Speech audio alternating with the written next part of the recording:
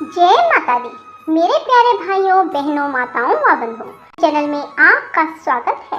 बंधुओं, आज चैत्र नवरात्रि के दूसरे दिन मैं आपको सुना रही हूँ माँ ब्रह्मचारिणी की कथा। माँ ब्रह्मचारिणी का स्वरूप कैसा है, माँ ब्रह्मचारिणी कैसे अपने भक्तों की हर इच्छा पूरी करती है। बंधुओं, पूर्ण विश्वास के साथ माँ ब्रह्मचारिणी की कथा सुने और माँ की पूजा आराधना करें। माँ कैसे शीघ्र आपकी मनोकामनाएं पूरी करेगी। बंधुओं, यदि आपने YouTube चैनल अब तक सब्सक्राइब नहीं किया तो जरूर करें और बेल आइकन दबाना ना भूलें, ताकि आपको हमारी आने वाली सभी वीडियोस की जानकारी सबसे पहले हो सके। बोलो माँ ब्रह्मचारिणी की जय हो। माँ दुर्गा की नव शक्ति का दूसरा स्वरूप ब्रह्मचारिणी है। यहाँ ब्रह्म का अर्थ तपस्या से है। माँ दुर्गा का यह स्वरूप भक्तों और सिद्धों को अनंत फल देने वाला है। इनकी उपासना से तप, त्याग, वैराग्य, सदाचार और संयम की वृद्धि होती है। ब्रह्मचारिणी का अर्थ तप की चारिणी यानी तप का आचरण करने वाली देवी का यह रूप पूर्ण ज्योतिर्मय और अत्यंत भव्य है। इस देवी के दाएं हाथ में जप की माला है और बाएं हाथ में कमंडल धारण किए है। पूर्व जन्म में इस देवी ने हिमालय के घर पुत्री रूप में जन्म लिया और नारद जी के उपदेश से भगवान शंकर को पति रूप में प्राप्त करने के लिए घोर तपस्या की। इस कठिन तपस्या के कारण इन्हें तपश्चारिणी अर्थात ब्रह्मचारिणी नाम से अभिहित किया गया। 1000 वर्ष तक इन्होंने केवल फल फूल खाकर बिताए और 100 वर्षों तक केवल जमीन पर रहकर शाक पर निर्वाह किया। कुछ दिनों तक कठिन उपवास रखे और खुले आकाश के नीचे वर्षा और धूप के घोर कष्ट सहे। 3000 वर्षों तक टूटे हुए बिल्व पत्र खाए और भगवान शंकर की आराधना करती रही। इसके बाद तो इन्होंने सूखे बिल्व पत्र खाना ही छोड़ दिए। कई हजार वर्षों तक निर्जल और निराहार रहकर तपस्या करती रही। पत्तों को खाना छोड़ देने के कारण ही इनका नाम अपर्णा पड़ गया। कठिन तपस्या के कारण देवी का शरीर एकदम क्षीण हो गया। देवता, ऋषि, सिद्धगण, मुनि सभी ने ब्रह्मचारिणी की तपस्या को अभूतपूर्व पुण्य कृत्य बताया, सराहना की और कहा, देवी आज तक किसी ने इस तरह की कठोर तपस्या नहीं की। यह तुम्ही से ही संभव थी। तुम्हारी मनोकामना पूरी होगी और भगवान चंद्रमौली शिव जी तुम्हें पति रूप में प्राप्त होंगे। अब तपस्या छोड़कर घर लौट जाओ, जल्द ही तुम्हारे पिता तुम्हें बुलाने आ रहे हैं। माँ ब्रह्मचारिणी देवी की कृपा से मनुष्य को सर्व सिद्धि की प्राप्ति होती है। ऋषि बोले, प्राचीन काल में देवी देवता तथा दैत्यों में पूरे 100 वर्ष युद्ध होता रहा। उस समय दैत्यों का स्वामी महिषासुर था एवं देवताओं का इंद्र। उस संग्राम में देवताओं की सेना महाबली दैत्यों से हार गई। तब सभी देवताओं को जीतकर महिषासुर इंद्र बन बैठा। तब हार कर सभी देवता ब्रह्मा जी को अग्रणी बनाकर वहां गए जहां विष्णु और शंकर जी विराज रहे थे। वहां पर देवताओं ने महिषासुर के सभी उपद्रव एवं अपने पराभव आदि का पूरा वृत्तांत कह सुनाया। उन्होंने कहा कि महिषासुर ने तो सूर्य, अग्नि, पवन, चंद्रमा, यम, वरुण इत्यादि अन्य सभी देवताओं के अधिकार छीन लिए हैं। स्वयं ही सबका अधिष्ठाता बन बैठा है। उसने सभी देवताओं को स्वर्ग से निकाल दिया।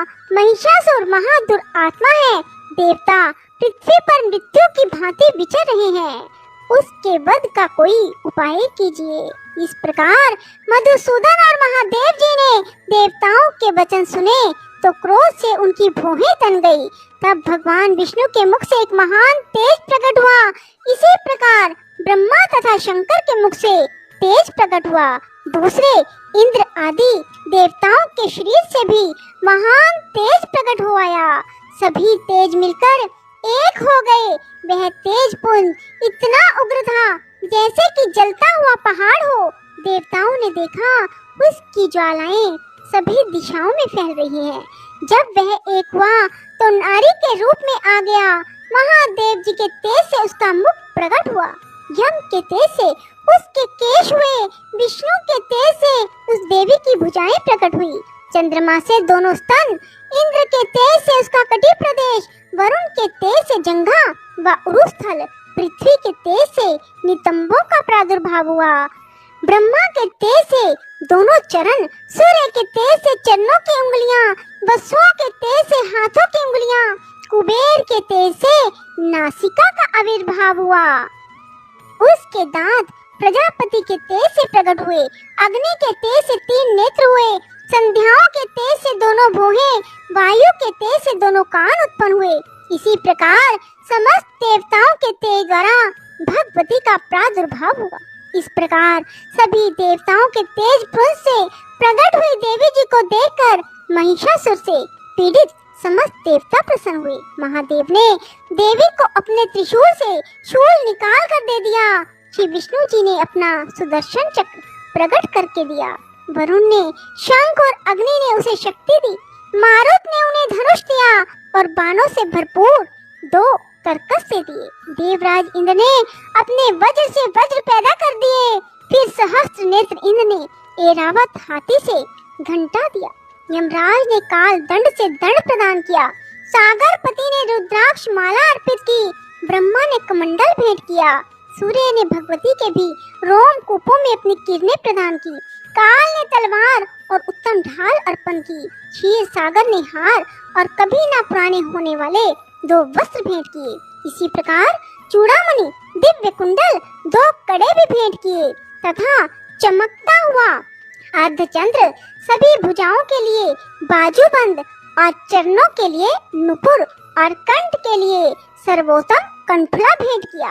इसी प्रकार सभी उंगलियों के लिए जड़ित मुद्रिकाएं प्रदान की। विश्वकर्मा ने निर्मल परशु भेंट किया और अनेक रूपों वाले अस्त्र, अभेद कवच, मस्तक और गले में धारण करने के योग्य कभी ना कुम्हलाने वाली कमलों की माला दी। जल्दी ने उसे बहुत सुंदर कमल दिया। हिमालय ने वाहन के लिए सिंह और भी अनेक प्रकार के रत्न भेंट किए।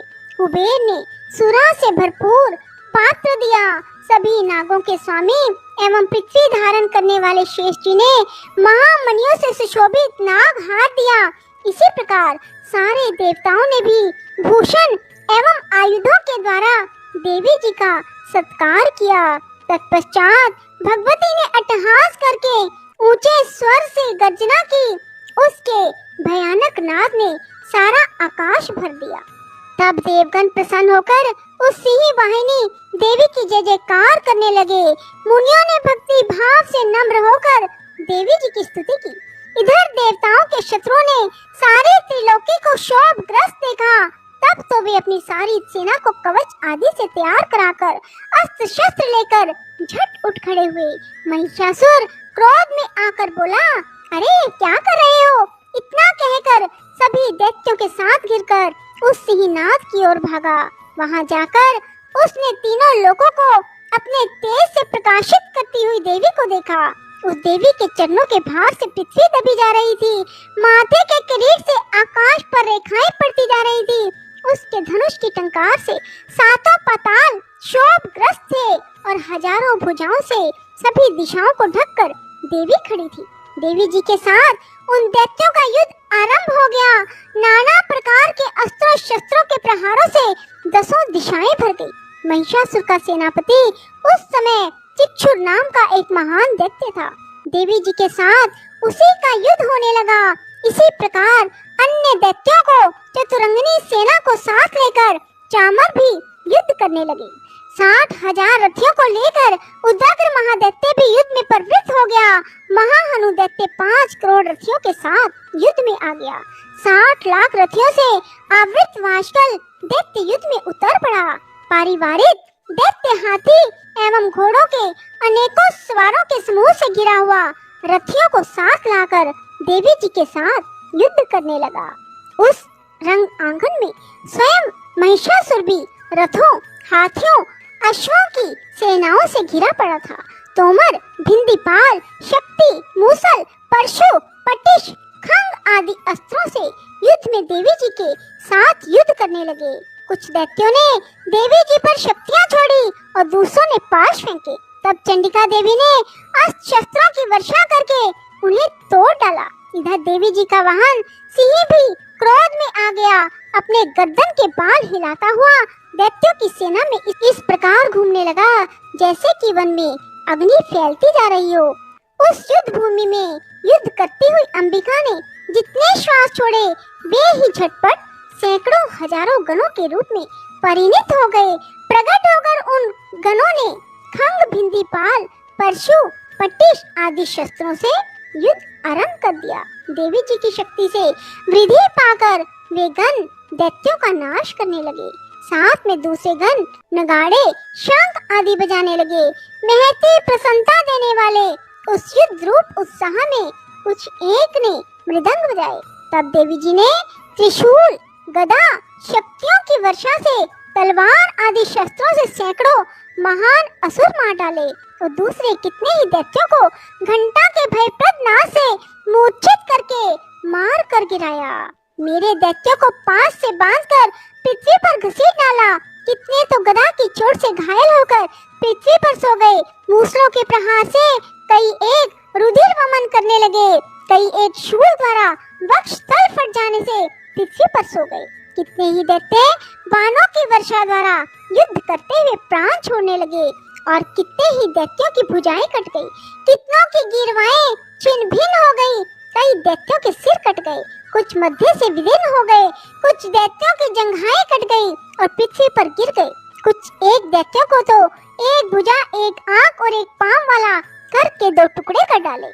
मार मार कर गिराए हुए रथी, हाथी, घोड़े और असुरों की लाशों के द्वारा जहाँ महायुद्ध हो रहा था वहाँ की पृथ्वी इस प्रकार भर गई कि वहाँ पर आना जाना कठिन हो गया।